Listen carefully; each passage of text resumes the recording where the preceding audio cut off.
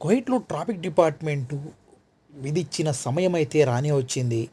22 తారీఖు నుంచి గూడా చాలా కఠినంగా ఉండబోతున్నాయని చెప్పారు. సో, కాబట్టి ఎట్టకేలకు ఆ సమయమైతే రానే వచ్చింది.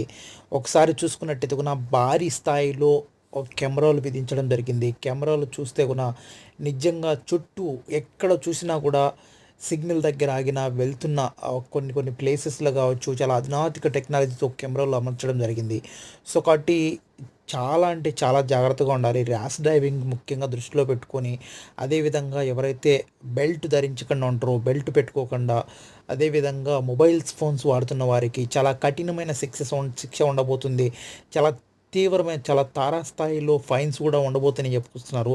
సో, కాబట్టి ఇది కువైట్‌లో చాలా పెద్ద చర్చనీయాంశంగా మారిపోయింది. నిజంగా ఒక సో, ఒక కొత్త చట్టాలైతే తీసుకొచ్చి ఇక్కడ ఉంటున్న కువైట్‌లో ఉంటున్న ప్రజలందరూ గూడా ఒక రకంగా అలర్ట్ అయ్యే విధంగా కూడా ట్రాఫిక్ డిపార్ట్‌మెంట్ ఏదేమైనా నిర్ణయాలు తీసుకున్నట్టు కనిపిస్తుంది.